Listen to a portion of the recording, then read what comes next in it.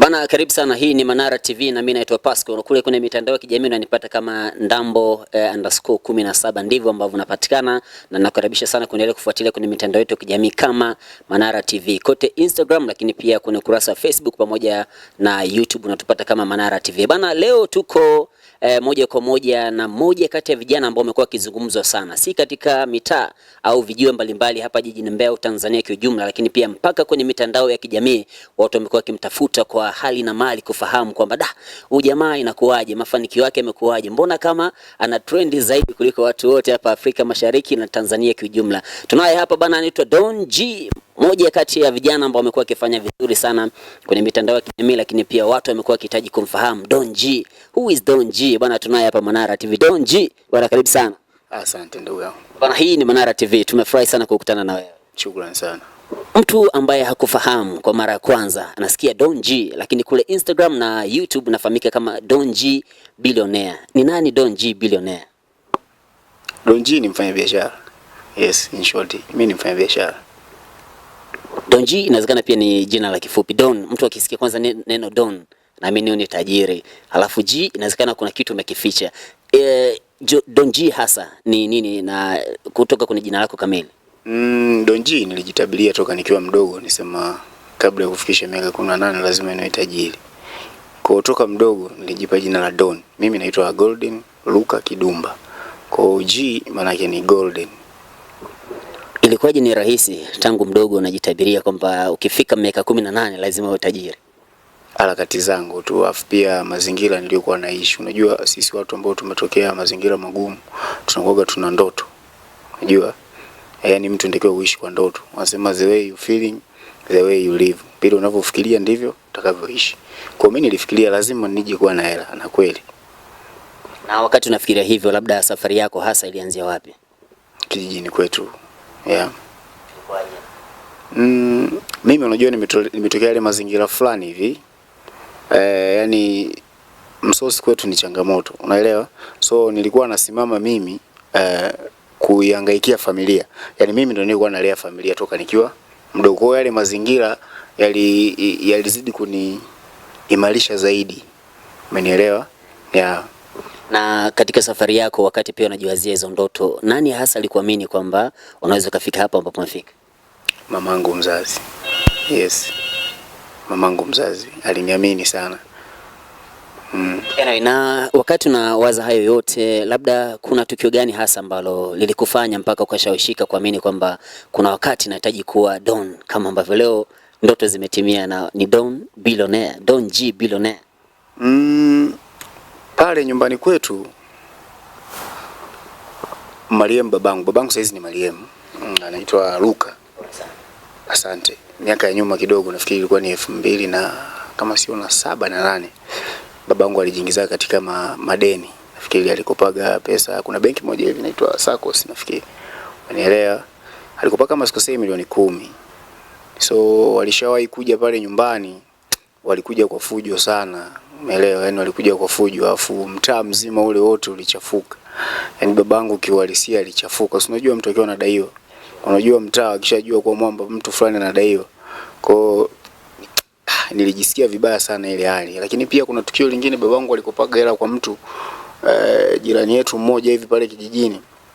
Alikuja pale nyumbani kwa fujo. Unajua kwa fujo, yani alituzalilisha mchana kweupe.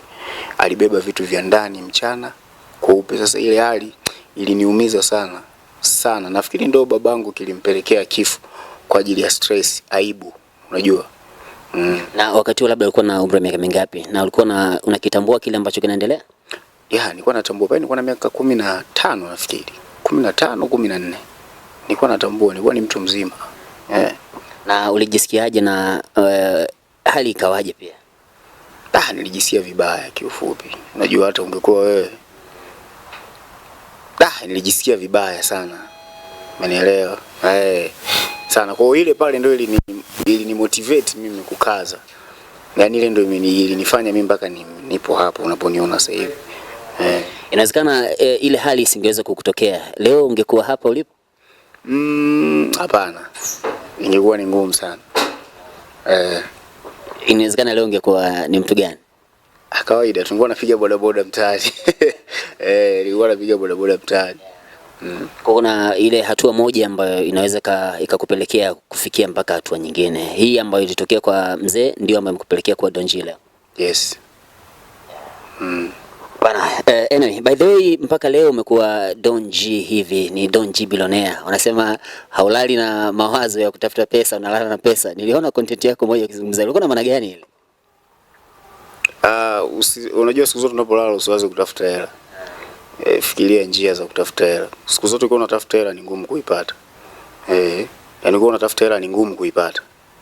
Huwezi kuipata kwanza. Utapata tu, yani hela ambayo utakaipata ni ndogo, ni ya kawaida.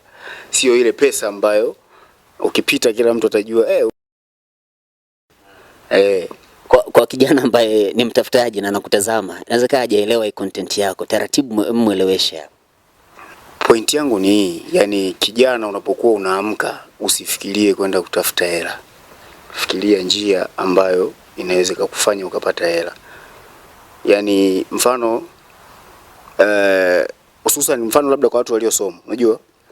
Mtu labda kaajiriwa, yeye anafikiria kazi, na maana kazi ndio inampa fedha. Huyo tayari ana njia. Umenielewa? Bwana, naambiwa utafute au ufanye namna kuweza kutengeneza njia ambayo hiyo ndio itakufanya upate pesa, sio moja kwa moja unaenda kuitafuta pesa, hutapata pesa, si ndio?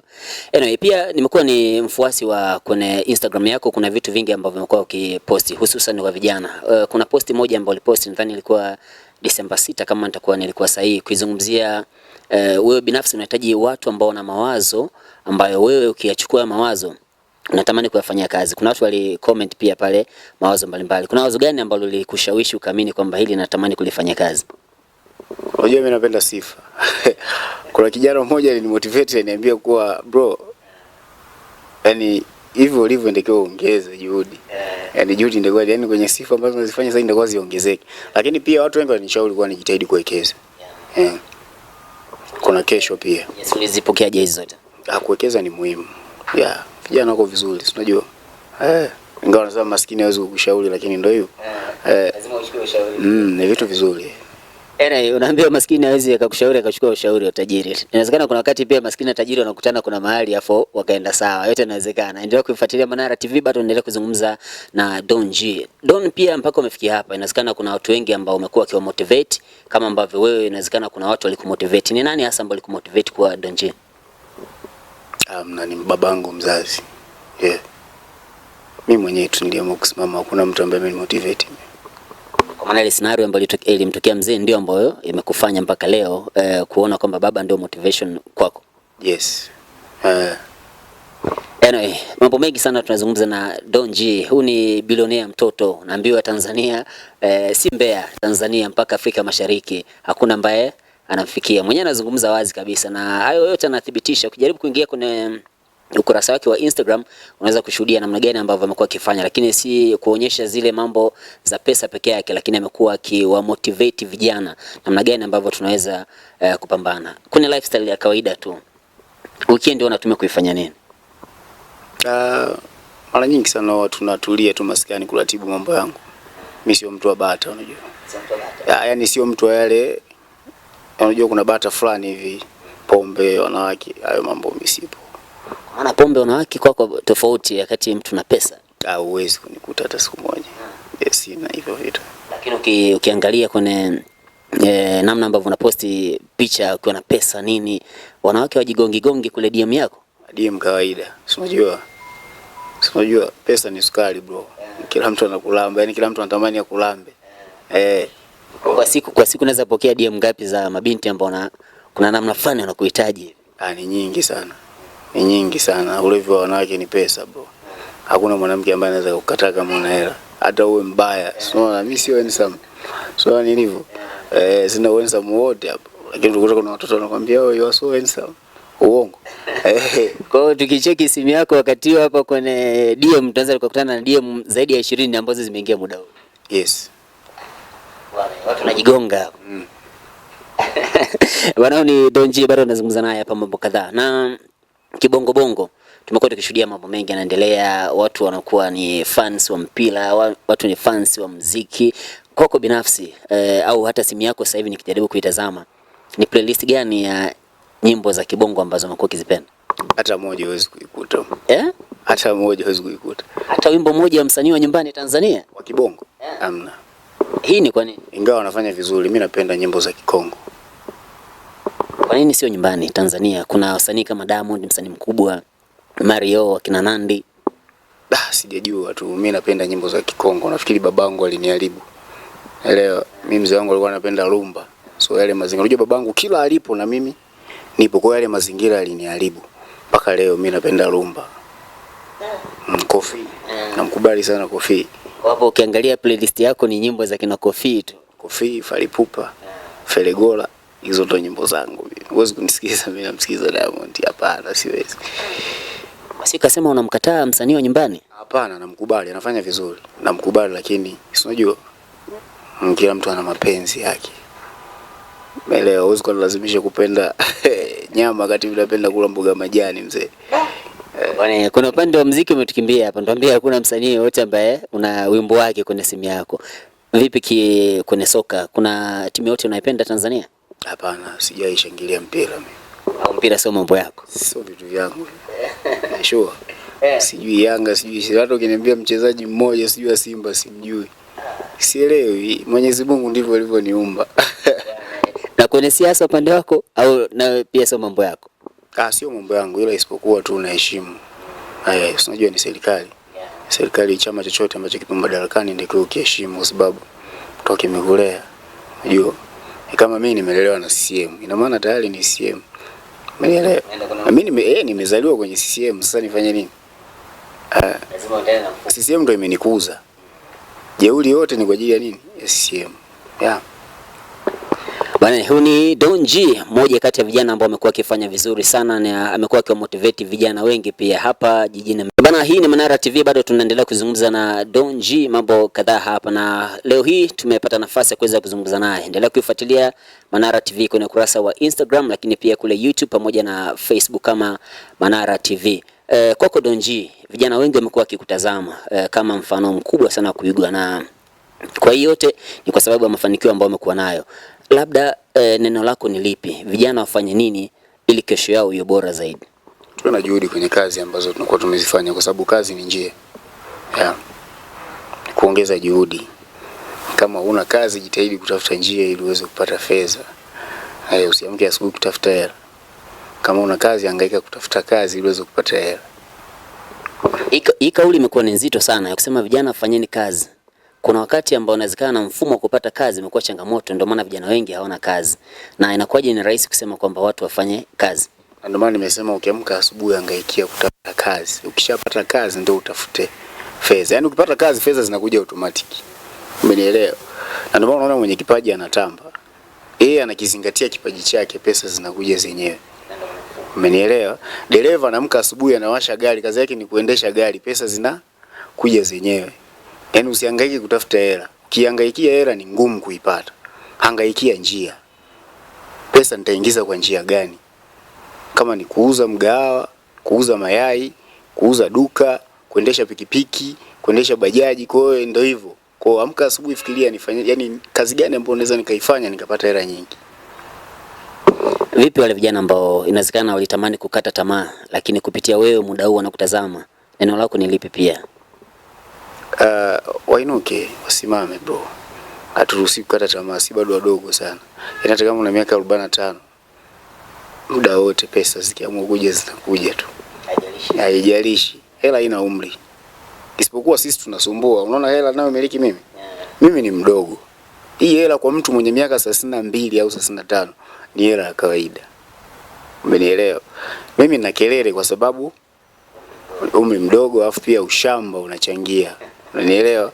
Sisi hatujazoea mazingira fulani, no. Sisi tumetoea mazingira yale. Ugali dagaa. Umenielewa? Anyway, pia tumekuwa tukishuhudia mara kadhaa ni harakati ambazo umekuwa ukizifanya, lakini harakati ambazo zimekuwa zikiwakomboa baadhi ya watu. Inawezekana ni sadaka kwa watu wengine. Tumeshuhudia hivi karibuni umetoka kukutana na watoto wa mtaani, ulikula nao chakula cha mchana, lakini pia uliwagawia mavazi. Kama hiyo haitoshi, kuna video ambayo tumeshuhudia ulienda Mbalizi na uliweza kukutana na mmoja ya mama ambaye anaponda mawe pale Mbalizi kama hujavuka reli, lakini ushaifika pia Njombe, kuna mama ulikutana naye kuweza kumsaidia matibabu kwa ajili ya tatizo la sikio. Hali hii ya kuwasaidia watu imekuwaje na nini hasa unatarajia kwa kuwagusa watu wengine? Kwanza natarajia kufungua kampuni ya kuweza kuwasaidia watu, haijalishi ni watu aina gani, mlemavu, yani wale watu ambao hawajiwezi. Unajua kuna watu hawajiwezi, yani ukiangalia unajua kabisa huyu, hii 10,000 ambayo mimi nimeishika na iona ya kawaida kwake yeye ni kama dhahabu, naelewa. Unajua upatikanaji wa dhahabu, ndivyo ilivyo. Na pia sababu ya kuweza kuwasaidia ni mazingira ambayo mimi nimetokea. Kwa hiyo unajua umuhimu wa msaada. Yani mtu akija kukusupport brother, ni kitu kikubwa sana. Lakini pia kwa wewe ambaye unatoa msaada, nafikiri ni sadaka kubwa sana kwa Mwenyezi Mungu kuliko hata kwenda kanisani kutoa unasema kutoa sadaka madhabahuni. Umenielewa? Hicho ni kitu kidogo. Kiachana yule mtu ambaye anaenda kutoa sadaka kwa watoto yatima, yule mtu anapata thawabu kubwa sana. Na huu mpango ambao umezungumza labda kufungua hiyo taasisi binafsi ambayo itakuwa ikiwasaidia hawa watu wengine, unadhani ni mpango wa miaka mingapi watu wanaweza kutarajia au wakategea sikio kudhani miaka kadhaa ndio njia atakuwa amefikia ile mpango wake ambao amesema? Nafikiri tukishaingia mwezi wa kwanza 2026, Mwenyezi Mungu akitujalia, kabla ya mwezi wa 10, nafikiri mpango utakuwa umeshakaa sawa. Kabla ya 10 tutarajie kituo au taasisi rasmi ikiwa imefunguliwa. Ni hapa Mbeya au mahali pengine? Na hiyo taasisi nataka niifungulie hapa. Kwa nini Mbeya? Ni mji ambao umenipokea vizuri. Bwana, huyu ni Don G akizungumza wazi. Mpango wake ameweka wazi kwamba anatarajia kuweza kuanzisha taasisi ambayo hiyo taasisi itakuwa mahususi kwa ajili ya kuweza kuwasaidia watu mbalimbali wanaohitaji. Tunafahamu watu wamekuwa wana mahitaji mengi sana na kila siku tunafahamu kuna makundi mbalimbali, watoto yatima, kuna wazee ambao wana uhitaji. Si haitoshi wazee peke yao, kuna vijana wengi ambao wamekuwa wana uhitaji pia. Yeye taasisi hiyo italenga moja kwa moja kuhakikisha kwamba anawasaidia hao watu mbalimbali. Na tunaenda kufunga mwaka. Kuna jambo lolote ambalo unatarajia kulifanya kwa ajili ya jamii yako ambayo inakuzunguka? Yes, kubwa sana. Ila sitalizungumza, itakuwa ni surprise. Ni exclusive. Yeah. Kabla ya tarehe 1 mwezi wa kwanza. Tutarajie Don G kuna kitu ambacho atafanya kwa ajili ya jamii. Yes, ni kwa ajili ya jamii, sio kwa ajili yangu, kwa sababu haina umuhimu. Mimi tu mzee nilivyo inatosha. Tuwekea kwenye mabano, tubaki tunajiuliza Don atafanya nini kabla ya mwezi wa kwanza. Yes, wasubiri. Ila lipo. Bado siku ngapi? Siku chache sana. Kama siku ngapi? 20? Almost kama 20. Jambo kubwa. Yani kubwa. Unaelewa bro? Anyway, tunaelekea kumaliza. Kuna neno lolote ambalo ulitamani kulizungumza aidha kwa vijana, kwa makundi yote ambao yamekuwa kiutazama kama Don G? Hapana. Mimi nafikiri nilivyoongea inatosha. Mimi sio muongeaji sana. Nasema mtoto mdogo pesa nyingi zaidi. Miaka 22. Usisahau miaka bro. Pesa nizonazo mimi mtu mwenye miaka 35 anazimiliki, lakini mimi na miaka 22. Sijafikisha 35. Sasa nikifikisha 35 itakuwaje? Bwana, hiyo sasa tuanze kutegemea kumuita Don G trillionaire, maana tukitoka billionaire tunaenda tri. Yes. Uitamke mwenyewe kusikia baba. Hiyo acha hivyo bro. Utatamka baadaye. Hayo maneno utatamka wao, sio mimi. Nasema nickname itabadilika toka Don G billionaire mpaka Don G trillionaire. Inatakiwa wao wakubadilishe. Mimi si nilijibrand mwenyewe nikasema nitaitwa Don G billionaire. Limekuwa. So ina maana hizo nicknames zingine watanibrand wao. Baadaye pia nimekuwa tukishuhudia kwenye mitandao ya kijamii kuna content mbalimbali ambazo umekuwa ukizipost. Inawezekana kuna wengine hawazifahamu. Unaweza kaziweka official hapa? Kwa maana ya Instagram, YouTube pia tumekuwa tukishuhudia. Hawaingie tu kwenye account yangu. Andika tu Don G billionaire, YouTube, Instagram, Facebook. Andika tu hilo jina Don G billionaire, nafikiri kila kitu utakipata.